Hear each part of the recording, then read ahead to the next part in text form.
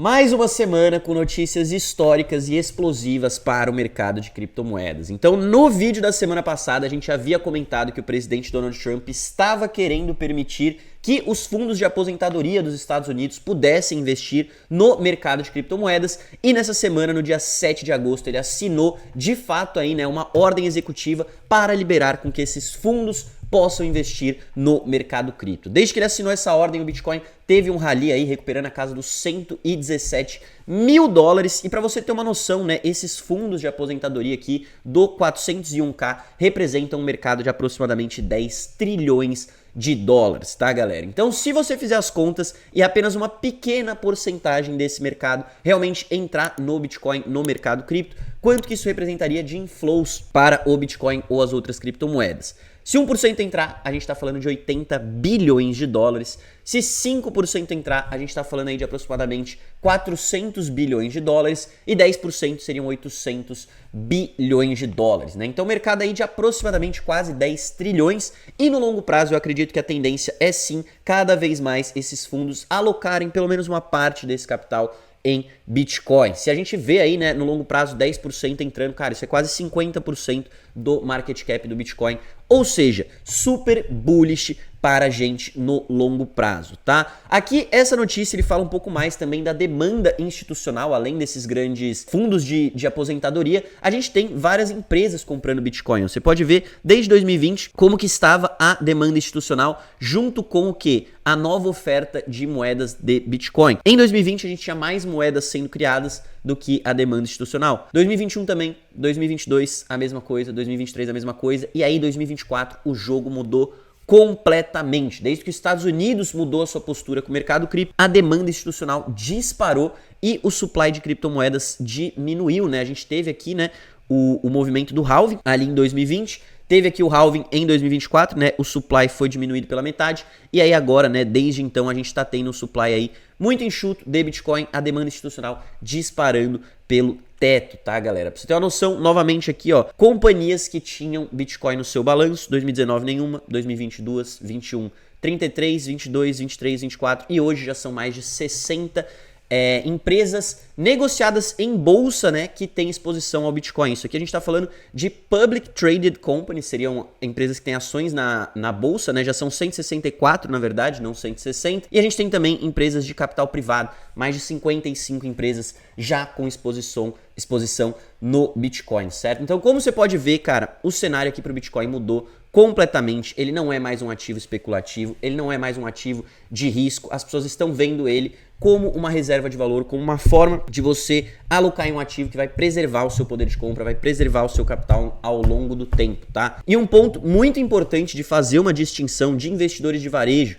a maioria das pessoas que especula aí no Bitcoin, para estes investidores, fundos de aposentadoria, grandes empresas, é que eles não vêm para o Bitcoin com a mentalidade de comprar e surfar uma alta até o final do ano. Não, cara, esses caras vieram para comprar e para holdar o Bitcoin. Um exemplo é quem? Michael Saylor. Hoje o cara já tem 73 bilhões de dólares em Bitcoin. Ele já tem aí mais de 600 mil Bitcoins, então ele tem uma fatia significativa do supply total que existe de Bitcoin. No dia 29 de julho ele fez mais uma compra aí gigantesca, a terceira maior compra que ele já fez, de 2,4 bilhões de dólares. E esse cara aqui, ele nunca vendeu um Bitcoinzinho sequer, ele não pretende vender. Esses caras vieram pro hold, eles entenderam o valor do ativo e eles estão comprando para holdar. Isso só reforça cada vez mais a minha tese que eu tenho trazido para vocês, que este ciclo vai ser diferente, o final do ciclo de 4 anos já foi, tá? E eu acredito que a gente vai ter uma extensão aí do ciclo de alta até 2026, vai ser um super ciclo que o Bitcoin vai bater aí no mínimo 150 mil dólares,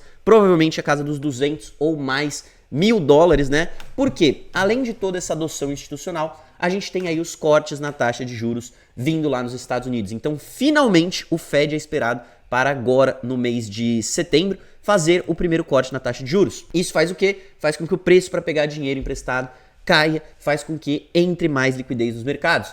E o mercado não está precificando só um corte em setembro, não. Está precificando um corte em setembro, um corte em outubro e mais um corte em dezembro. O mercado está vendo 3 cortes ainda este ano, cara. Isso aqui é muito positivo. A gente está esperando esses cortes há muito tempo e pode ser que eles cheguem aí tão cedo quanto o mês que vem. além de mais 2 cortes em 2026. Então, para mim, o ciclo de 4 anos já era, cara, ficou para trás. A gente tem um mercado muito diferente aqui. É um mercado onde institucionais estão chegando para comprar, para holdar. Eles viram o valor de longo prazo. O Bitcoin é finito, cara. Tem 21 milhões de unidades. A gente tem pessoas como o Saylor comprando aí. Só ele tem 600 mil Bitcoins. E cada vez mais essas empresas, esses institucionais, estão acordando para isso e estão acumulando e comprando todos os Bitcoins. Não tem Bitcoin para todo mundo.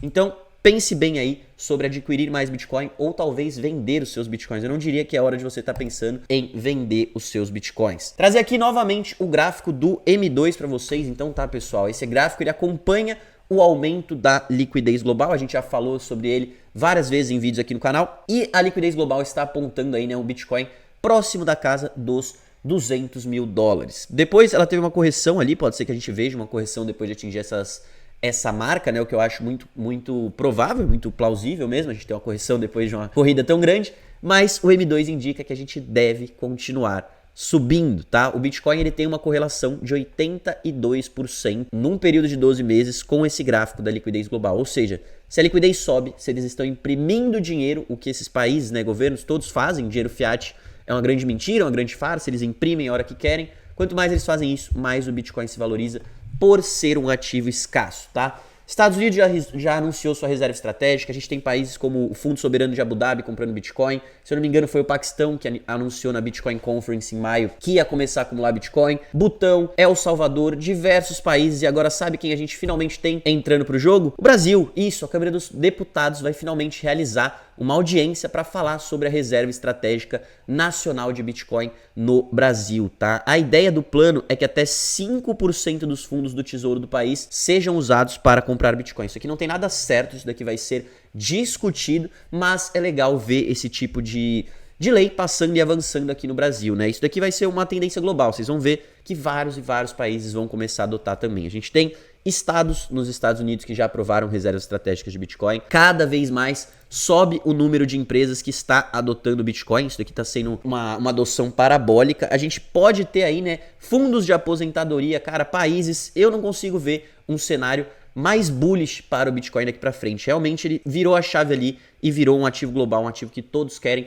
todos estão de olho e estão começando a acumular. E isso é só o começo. Bom, então sobre o Bitcoin, era isso que a gente tinha para falar, mas as notícias positivas não param por aqui. O mercado cripto como um todo está vivendo um movimento maravilhoso. Então no dia 30 de julho, o presidente Trump e a Casa Branca divulgaram um relatório com recomendações dos seus objetivos para regulamentação do mercado de criptomoedas. E aí a gente já tem visto o início de um movimento aí, né, onde a SEC, um dos órgãos que regulamenta aí, né, o mercado de investimentos lá nos Estados Unidos, está lançando o Project Crypto para trazer essa regulamentação o mais rápido possível, e também a CFTC está começando a acelerar aí os processos para trazer essa regulamentação para o mercado cripto. Para você que não conhece esses órgãos, a SEC cuida de investimentos que são considerados securities, que seriam algo como ações de empresas, coisas nesse sentido que demandam mais regulamentação, uma regulamentação mais severa, e a CFTC é para negociação de commodities. Então,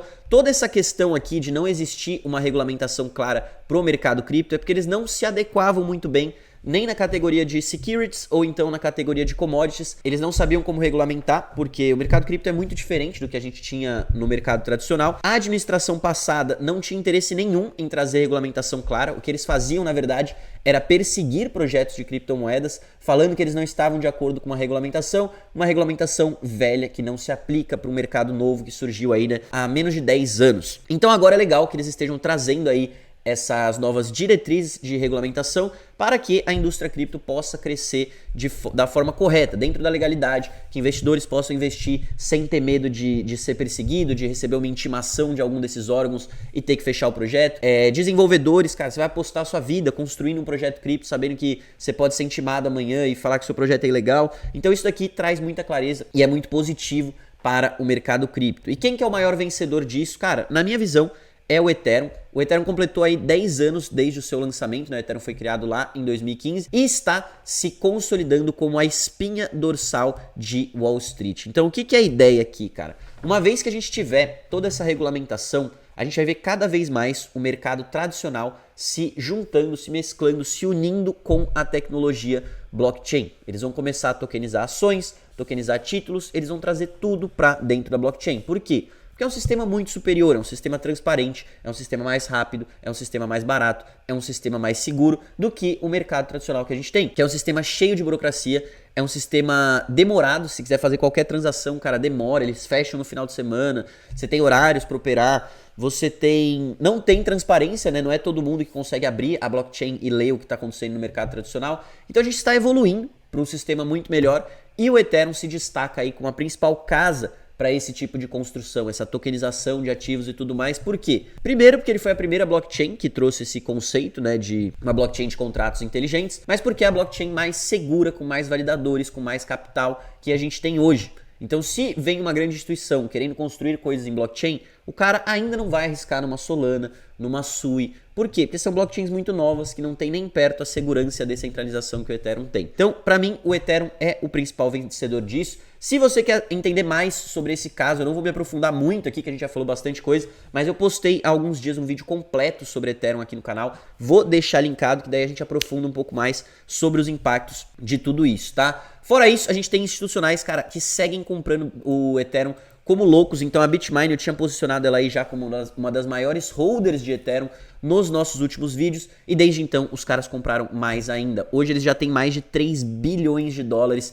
em Ethereum, quase 1% de todo o supply. A Sharplink também, que tinha 1.2 aqui a última vez que eu trouxe, 1.6, já está com 2 bilhões, 0,4% do supply, e eu acredito também que o interesse institucional vai continuar aumentando para o Ethereum. Além disso, o Ethereum bateu recorde de transações aí nos últimos dias, com todo esse movimento de clareza de regulamentação, ETFs de staking. O interesse no Ethereum está aumentando muito, tá? E não é à toa que a gente tem visto uma corrida gigantesca nesse ativo, né? Só nos últimos 120 dias aí foram quase 200%, então 3 vezes de regulamentação.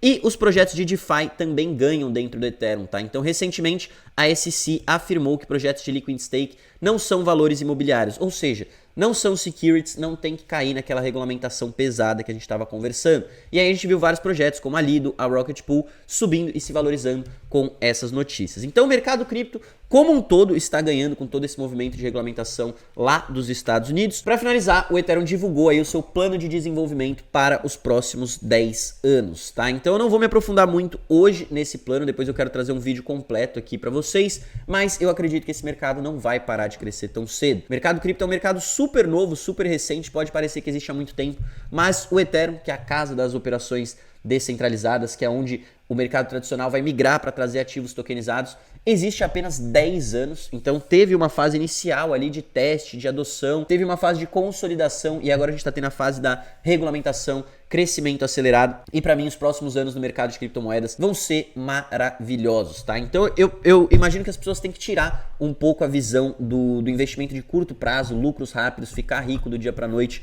com criptomoedas e olhar para o desenvolvimento desse setor como um todo. A tecnologia blockchain se integrando com o mercado tradicional, grandes players institucionais vindo para o mercado cripto, e se você olhar com um horizonte de 10 anos, cara, esses aqui podem ser alguns dos maiores investimentos da nossa época, da nossa era, que nem a galera que na época da internet, no boom do dot-com bubble, conseguiu investir em Apple, conseguiu investir em Amazon, conseguiu investir no Facebook, conseguiu investir na Google. Essas pessoas hoje estão milionárias, esses ativos se valorizaram absurdos, e eu acredito que Bitcoin, Ethereum, talvez Solana, a gente vai encontrar aí os vencedores, mas a gente está vendo a mesma coisa no mercado cripto. Então, se você gostou desse vídeo, já deixa o seu like aí. Se você é novo por aqui, se inscreve no canal, ativa o sininho. Toda semana a gente está trazendo essas atualizações para vocês aqui no canal do MB. E se você ainda não tem a sua conta, link na descrição para você abrir a sua conta, começar a negociar os seus primeiros criptoativos, certo? Grande abraço, fico por aqui, até uma próxima e valeu!